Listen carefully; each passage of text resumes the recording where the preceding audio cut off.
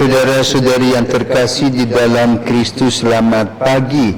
Salam jumpa lagi dalam Sabda Siap Saji Sabtu 8 November 2025, hari biasa pekan ke-31. Marilah kita berdoa. Karena Bapa dan Putra dan Roh Kudus. Amin. Allah Bapa yang Maha Baik, Engkau menyatakan misteri kasih-Mu kepada kami dalam diri Yesus Kristus Putra-Mu yang tunggal. Semoga hidup kami memperlihatkan bakti setia kami kepada sabdanya yang membawa kehidupan dan kebebasan.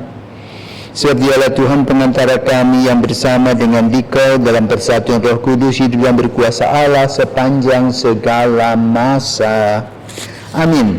Tuhan bersamamu dan bersama rohmu. Inilah Injil Yesus Kristus menurut Lukas. Dimuliakanlah Tuhan. Yesus berkata kepada murid-muridnya, ikatlah persahabatan dengan mempergunakan mamon yang tidak jujur, supaya jika mamon itu tidak dapat menolong lagi, kalian diterima dalam kemah abadi. Barang siapa setia dalam perkara-perkara kecil, ia setia juga dalam perkara-perkara besar. Dan barang siapa tidak benar dalam perkara-perkara kecil, ia tidak benar juga dalam perkara-perkara besar.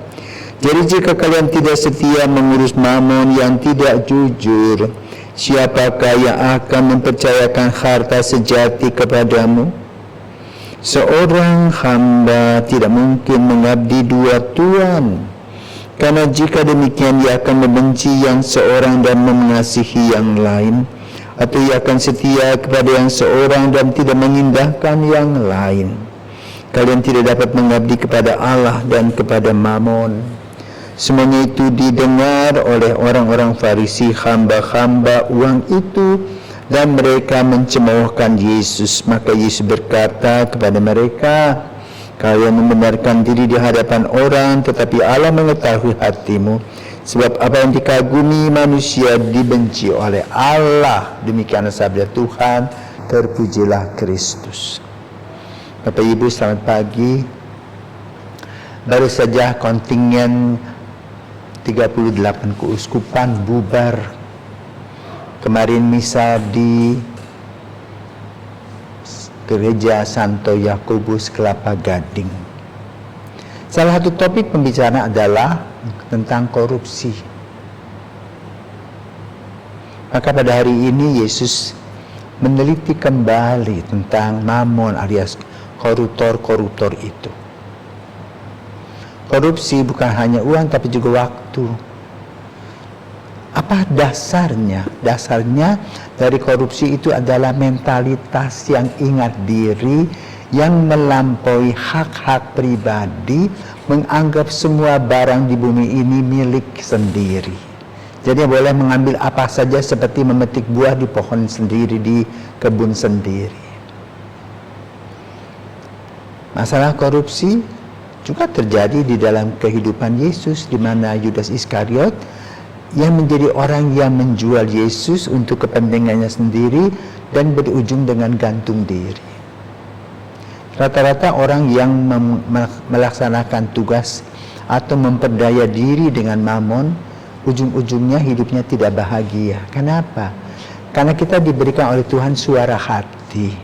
Mungkin saat ini bisa bermegah-megah, bisa pamer apa yang dipakai, apa yang dimakan, apa yang digunakan, punya istana megah dan mewah, punya tabungan begitu banyak, tetapi hatinya paling kecil tahu bahwa itu semua bukan hasil kerjanya sendiri, tetapi hasil dari mengambil hak orang lain.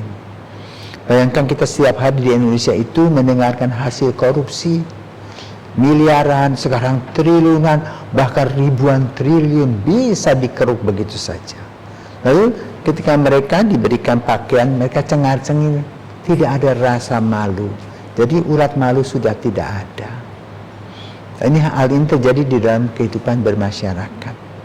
Yang perlu kita waspadai adalah hidup kita sendiri sebagai pengikut Yesus. Gereja adalah satu institusi di mana kita sebagai manusia beriman kepada Kristus bersatu padu, mempunyai pelayanan dan kepemimpinan. Maka hati-hati dengan gaya hidup Pada abad ke-16, pada abad pertengahan, lahirlah yang disebut dengan Santo Fransiskus Assisi dan Dominikus yang memprotes gaya hidup gereja, di mana gereja berkatakan bagi para penghuninya seolah-olah itu milik keluarganya. Ada KKN, kolusi, korupsi, nepotisme, dan itu merajalela.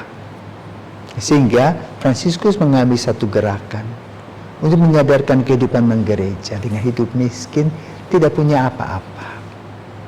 Harap kita tidak kembali kepada abad pertengahan dengan gaya hidup milenial ini, di mana semua orang pokoknya seperti orang yang menjadi sosialita, suka dengan pamer A, pamer B, pamer C, tetapi jarang sekali bagaimana berhimpun bersama-sama berdoa rosario, melaksanakan kehidupan rohani dengan baik, tetapi yang ditampilkan adalah berwarna duniawi.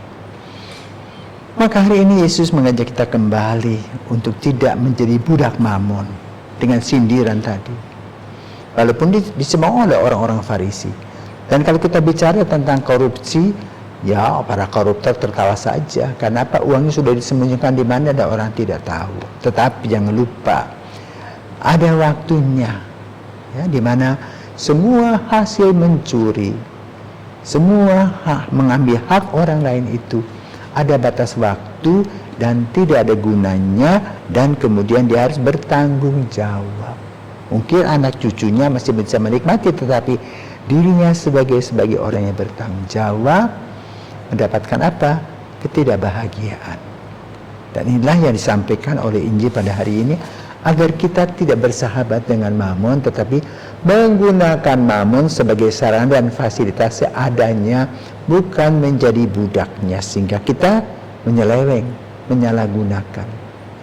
Dengan berbagai macam cara kita bisa menutupi, tetapi ingat, jangan lupa, orang berbicara, berbisik-bisik tentang apa yang kita lakukan. Semoga hal ini tidak terjadi dengan kita sebagai seorang pengikut Kristus. Semoga Tuhan memberkati kita. Selamat pagi.